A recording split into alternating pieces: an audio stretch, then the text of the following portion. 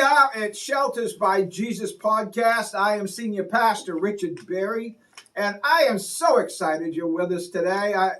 We've been sharing with you residents, and we've been sharing staff, and we've been on the road, and all this stuff, and you're hanging with us, and you're hitting subscribe and like, and you're sharing with your friends.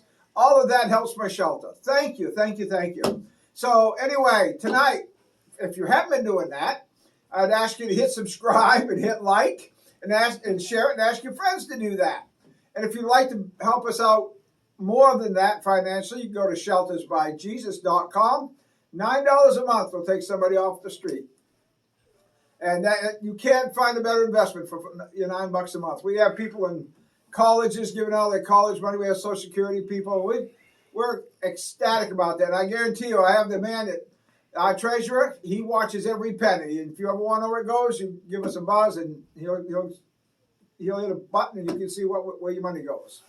So anyway, also I got 4 books written by the dumb hick from Skowhegan, me, and they're all about Shelters by Jesus, and they talk about the miracles, the battles, all kinds of stuff. Actually, the guest I have on here today is in the very first chapter of my book, so we'll be talking about that in a minute.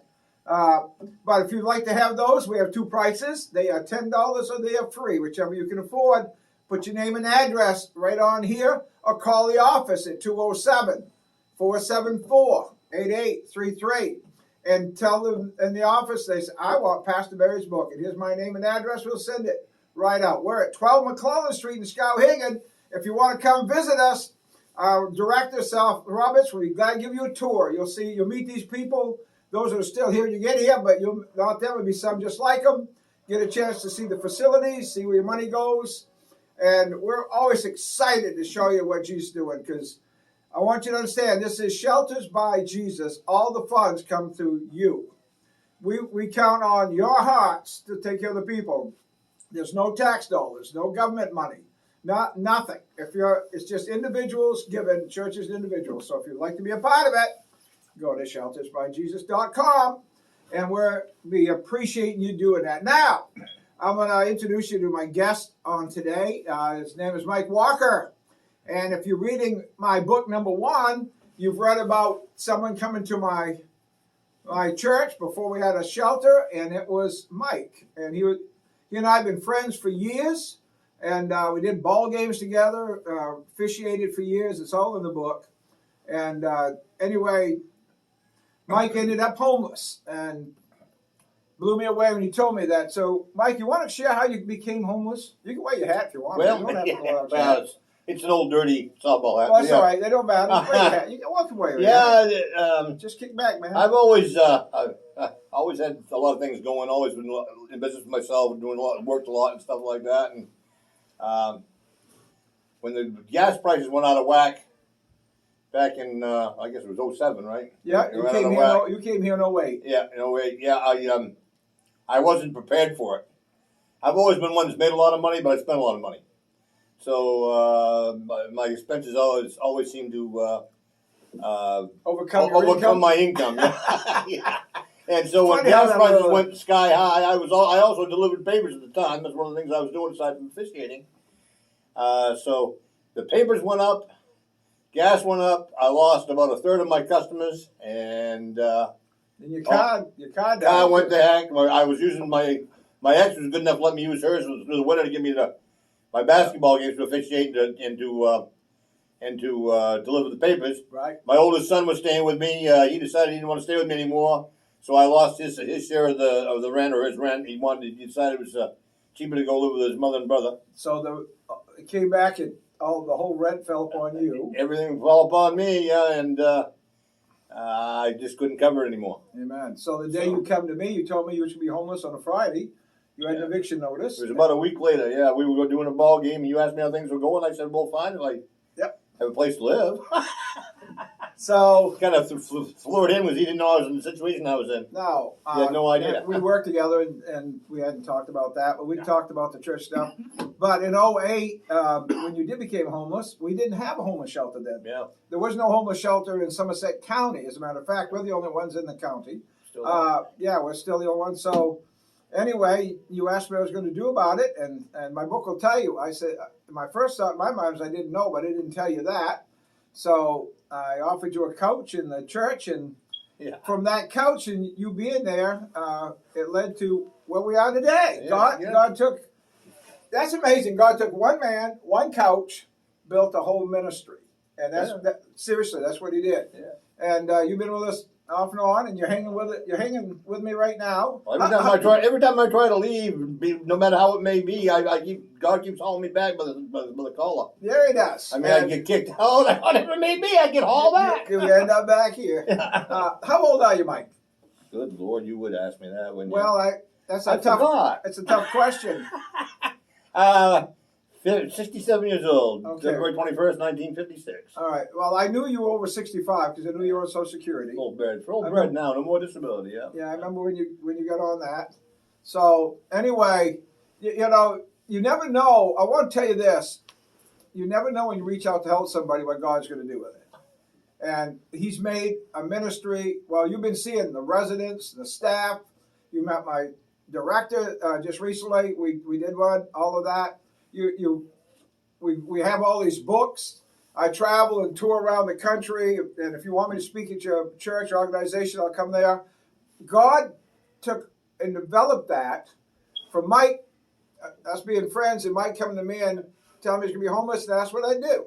And we give him the couch. Then I went and I asked the church if I could have a room and put some beds into it. And so you asked your mother. So you wound up being my first resident. Yeah. And we were not a homeless shelter. We didn't have the title. Nobody even knew he was here for about 2 weeks. And then I asked the church if I could have a bed for you and then some others. And we opened it up and people started coming. And you've been here. You see all this stuff take place. You were here when my church abandoned us. Oh, yeah. 80% of the people got up and walked out because they didn't want to go to church with those kind of people. That pretty much said that. Well, you was one of them. So I've been one of them for a while. But God ended up supplying the funds to run this place, and out of that, all the stuff you've seen our pantry, you've seen our clothing closet, our classes. You've heard about them. You've heard the testimonies of moms and little kids. God did all of that by my friend being homeless. Sometimes God allows something that looks bad to turn out for His glory. What looked desperate for Mike ended up to the glory of God. Now, I had others that led to Jesus in the jail, and they told me the same thing. And, you know, I was just like every other Christian or pastor that didn't know anything and said I'd pray for him. Yeah. But when my friend became homeless, well, if it's your friend or your family, it's a whole different ballgame. And so we opened our doors up, and then they tried to shut us down. You was here when I went before the town. Mm-hmm. Actually, I think he was over that meeting. I remember. I went to the meeting with you. Yeah. And you came back after that. You had a closed meeting or something. You came back. My son Tim was staying here at the time too, and you were about in tears. And I think Tim greeted you first and asked you what was wrong. Yep. And Tim's always been Tim's another story. Well, anyway, we had to do a podcast with Tim today, so we'll let Tim be. Yeah. But you were here the day that I went to you were here when I came back from the meeting. The meeting, first of all, with the chief of police who wanted to shut me down. But then you were with me when you sat in the crowd that day. I went to the town office. Office, yeah. That's what I was talking about. Yeah. You and all the. I think Tim was there too. Yeah, all the residents went there that day, and you saw God just shine that day. Oh yeah. Right. Oh yeah. Yeah. And we came under attack, and God gave us the words to say. Every question there was an answer. And God just put words in my mouth to come out good, didn't it, Mike? Sure. It was amazing, wasn't it? And then they told us if we built another shelter, we could keep people in the church because we were coded. We put 4 stakes in the ground. And if you see pictures of our shelter over there, the men's shelter. The first 4 or 5 or 4 stakes. That's right. A lot of people put seeds in the ground for crops. We put 4 stakes in the ground. Grew a shelter. We grew a shelter. It's amazing what 4 stakes will grow. You know, you better be careful if you stick a stake in the ground because the shelter might rise up. So then you're gonna have to be charged in charge of it. We could use a couple more on the area. Well, there you go. We'll pass out a couple sticks. Maybe they'll stick them in the ground and have a place for somebody else to go. Yeah. So, if somebody said to you, Mike, because you've known Pastor Barry all the time, because you call me Pastor Barry now, but you always called me Rich before we was working together. Everybody Still did, do, not just you. But I mean, I wasn't Pastor Barry to you. I was just the other official for about 18 years. We traveled together. Yeah. But if somebody went to you and said, Mike, tell me what this is like at the shelter, what Pastor Barry and this group is like, what's it like being around the shelter? Yeah, it's comfortable.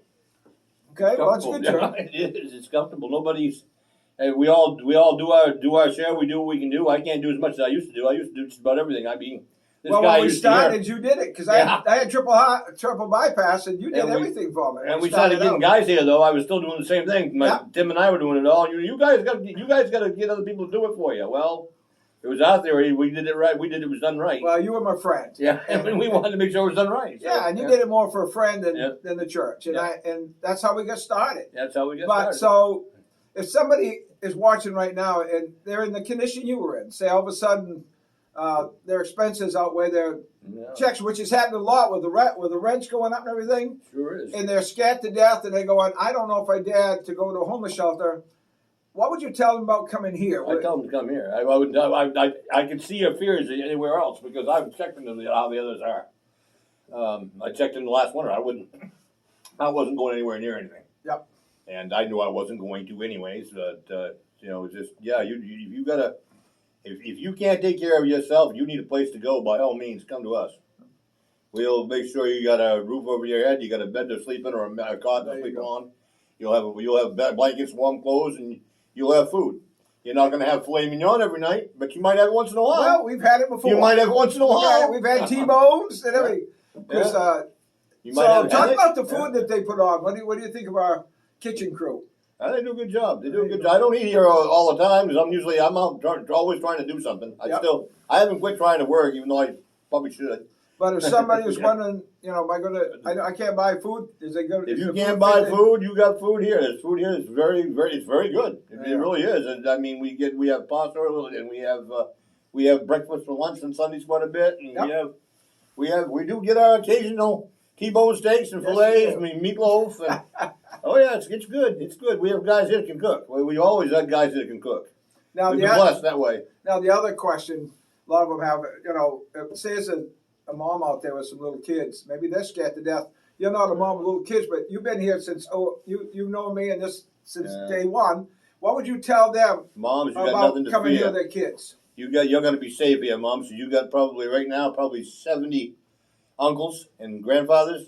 There you go. And another 15 moms and aunts. Nobody's going to hurt your baby. Nobody's going to hurt your kids. Nobody's going to hurt you. God forbid they do. That's it. I mean, we're Christian people here, but we will protect ours. That's right. Nobody hurts our babies. Nobody hurts our babies. No. Nobody. So Mike and I, like I say, we've known each other for years, and it broke my heart that he was homeless, but it also made me a different pastor since he came here because that opened up the doors. I'm not the pastor I was before we opened the doors. No, wait. I'm not the pastor I was until 80% of my church walked away. Yeah.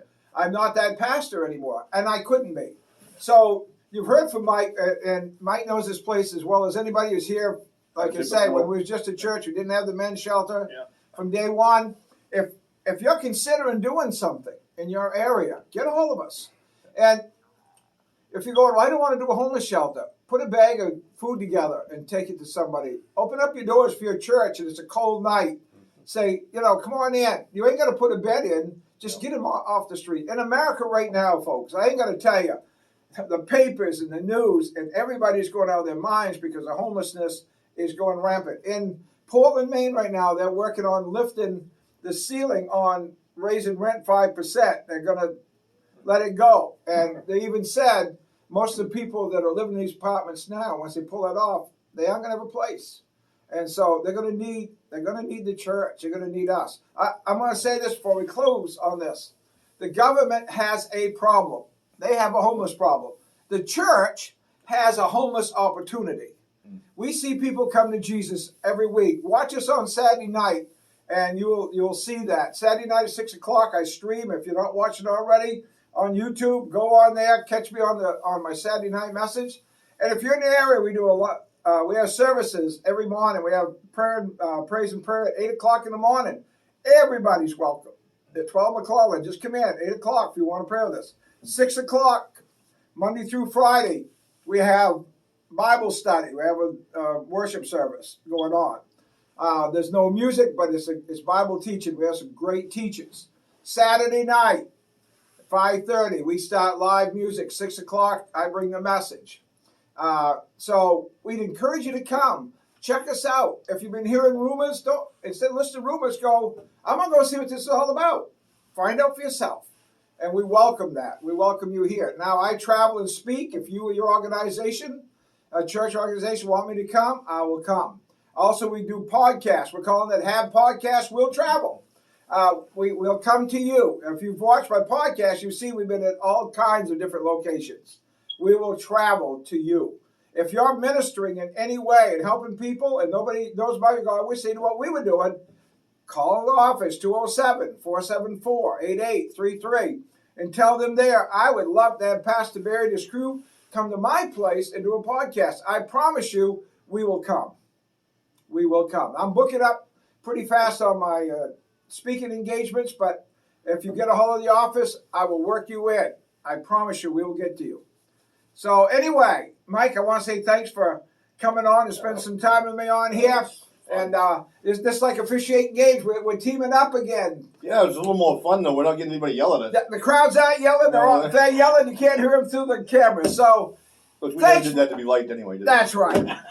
Thanks for coming with us. Thanks for joining us. Thanks for watching. Thanks for subscribing. Thanks for hitting like. And thanks for your $9. And y'all come back now here.